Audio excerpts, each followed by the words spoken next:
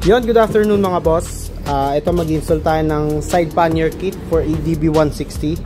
Take note lang po, fit to sa mga naka ADB Optimum Adventure. Yan, so may papansin nyo, may mga abang na yan.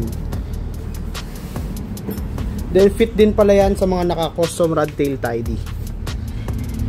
Yan, simulan natin. Ito nga pala yung mga kailanganin natin. Yan yung complete set ng side pannier kit natin. Yan, kaliwat kanan. Then yung dalawang plate. Then ito yung mga bolts nya. Nga pala, lahat ng gamit natin dyan is stainless. Syempre, yung nut natin is lock nut yan lahat. Ayaw focus.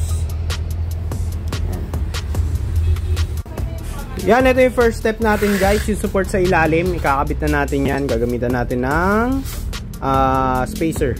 I mean bushing pala. Ayan. Dito yan sa ilalim.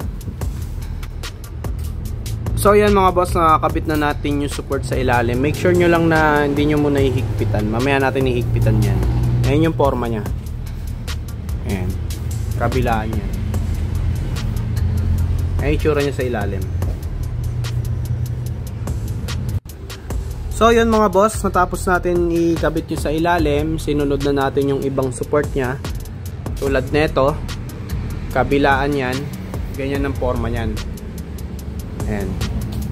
Ito, nakakonekta to dito sa support sa ilalim. Ayan. Lock nut din ang gamit natin dyan. Then ito, dito rin sa kabila, lock nut din gamit natin dyan at stainless bolts. Then yung pinakamaliit nya guys, dito yung nakaporma. Ayan. Dyan. Ganyan yan. Ngayon, ihigpitan na natin yan para makabit na natin yung plate natin. So, ayun na mga boss, nakabit na natin yung plate ng side pannier natin. Ito, papakita natin sa inyo. Ito guys, kaya maraming butas yan. Kayo na bahala mag-adjust yan kung anong gusto mong taas or kung anong gusto mong baba ng side pannier box mo. Ayan. Diyan mo ma-adjust yung yung plate ng side pannier box mo. Yan ang kagandahan dyan sa pannier kit natin by K3 Rock. Papakita natin yung kabila. Ayan.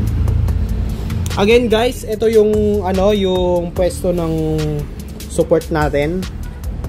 Ayan. Screenshot nyo na lang. Yan. Then ito sa baba. Yung itsura niya sa ilalim. Ang kagandahan din dito sa side pannier kit natin, sa mga nakapagpakabit na sa amin ng custom rod na tail tidy, fit na fit yan. Ayan. So yun lang guys, ito yung side pannier kit natin para sa ADB 160 na fit sa ating K3 Rock Optimum. Ayan.